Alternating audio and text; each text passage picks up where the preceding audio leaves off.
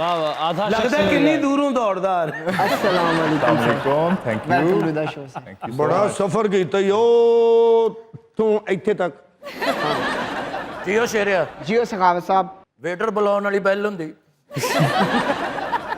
जियो सखावत साहब ठुड्डे मार के जमीर जगाया हुंदा ਜੀ ਉਹ ਸ਼ੇਰੇ ਟ੍ਰੇਨ ਖਿੱਚਣ ਵਾਲੀ ਜ਼ੰਜੀਰ ਹੁੰਦੀ। वाह वाह समंदर च प्लाट हुंदा वाह वाह जवान बंदे का नाला लमक रहा होंगे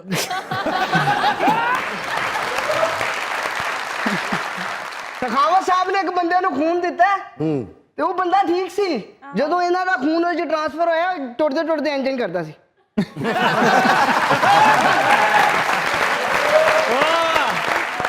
तेरे नू एक्सीडेंट हो गया खून की कमी हो गई टीवी चलान होया ओ पॉजिटिव चंद कतरों की जरूरत है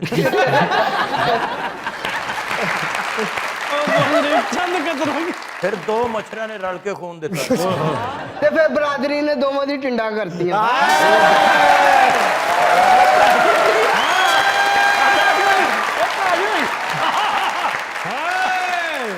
एटीएम कार्ड दे के कह रहा भाई ये तो चेंज मिल जाए।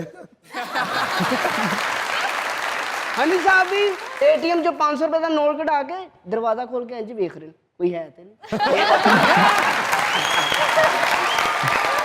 जी ये शेर एक बंदे ने इन्हू 50,000 रुपए महीने ते रखा है तनख्वाह ठीक है सिर्फ यही दसदा है कि भाई जराबा हुण बदल लो।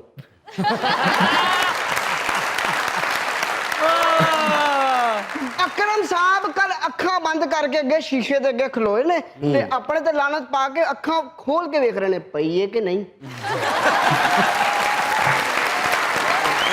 ਵੇਖਤਾ ਨਹੀਂ वाह शेरा ये भी शीशे के खलोता वे चाह ही नहीं सी रहा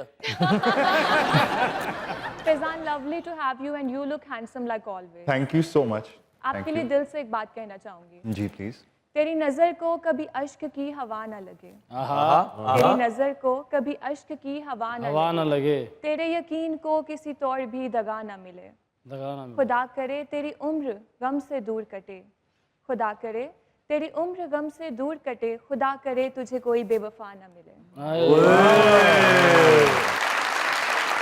बहुत अच्छा शेर सी क्या बात है। दुपट्टा चुक लो चेन च फस जाना sir welcome to the show. Thank you इतने so much इंतजार जी। के बाद आखिरकार मेरा दोस्त यहाँ Finally। मेरे शो में आकर सामने वाली कुर्सी पे तशरीफ आवर है।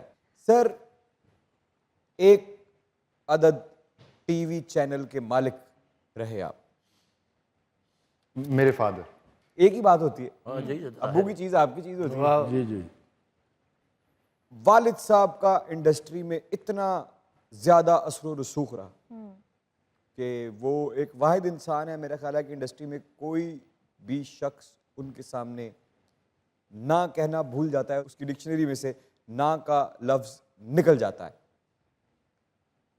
उनका बेटा पाकिस्तान से बाहर बॉम्बे जी फिल्म इंस्टीट्यूट से हाँ जी एक्टिंग एडिटिंग और डायरेक्शन पढ़ के पाकिस्तान आता है। इतनी पावरफुल स्ट्रांग और सेफुल बैकिंग के होने के बावजूद जब पाकिस्तान में वो पहला ड्रामा करता है तो उसका पहला रोल हीरो के पीछे चंद खड़े हुए लोगों में बहुत पीछे चंद खड़े हुए लोगों में से एक ऐसा किरदार जिसको कुछ नामाकूल लोग एक्स्ट्रा कहते हैं और मैं अपने आप को अक्लमंद तो नहीं कह रहा लेकिन इंसान होने के नाते मैं उन्हें सपोर्टिंग कास्ट कहता हूँ।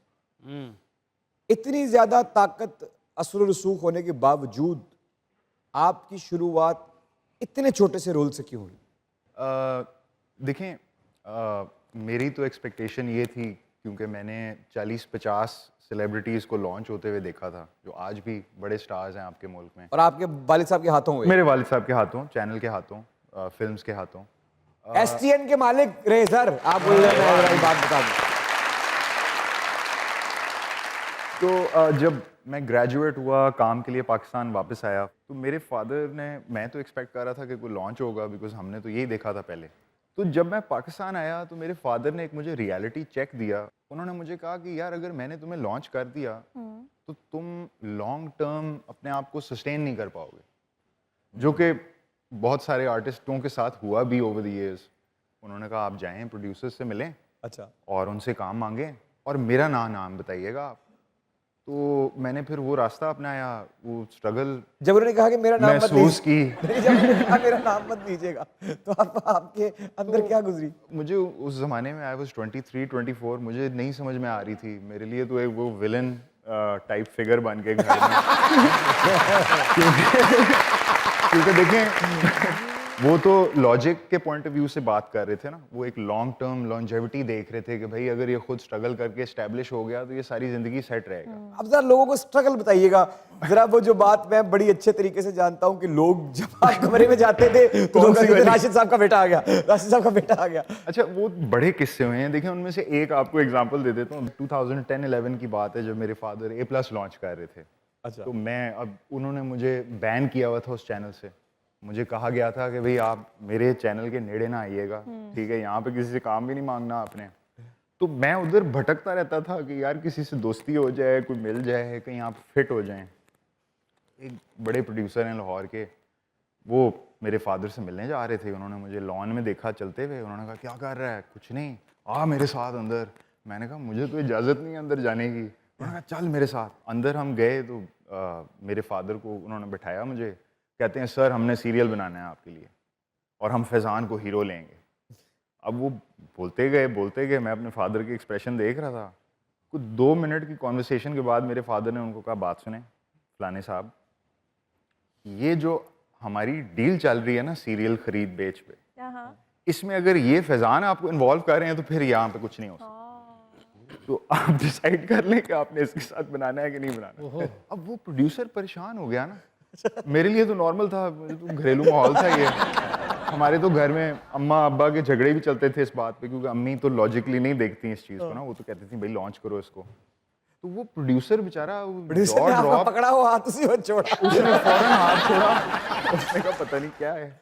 बट ये एक शुरू में नहीं तो उस प्रोड्यूसर का क्या रिएक्शन था वालिद साहब के कहने के बाद? Faizan best of luck. सही बात चाहिए था। यही रहिएगा क्योंकि दुनिया न्यूज पे चल रहा है आपका फेवरेट लेट नाइट शो जिसे कहते हैं मजाक रात।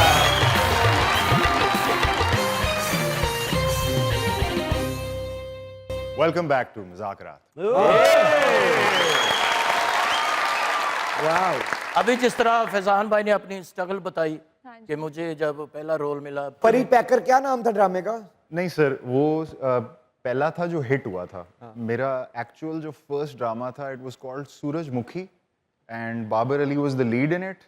The supporting was Shamil Khan and I was the third brother, जो छोटा भाई था। वो कौन सा ड्रामा था? वो परी पैकर वाला ड्रामा क्या नाम था? Sir love life in Lahore. Love life and Lahore. Sir वो पहला ड्रामा था जिससे मुझे लोग पहचानना शुरू हो गए थे। मैंने शुरू में एक आध ड्रामा किया था, मुझे कोई नहीं जानता था उससे। लव लाइफ लाहौर ने मुझे फर्स्ट पहचान। अकरम भाई ने भी जो पहला ड्रामा मिले ना भाजी, ਉਹ ਪਿੱਛੇ ਜਗ੍ਹਾ ਮਿਲੀ ਐਕਸਟਰਾ ਚ। ਅਕਰਮ ਭਾਈ ਉੱਥੇ ਖਲੋਤਾ ਹੈ, ਤੇਰੇ ਦੀ ਜਗ੍ਹਾ ਬਣ ਗਈ, ਹੁਣ ਵੀ ਉੱਥੇ ਖਲੋਂਦਾ ਹੈ।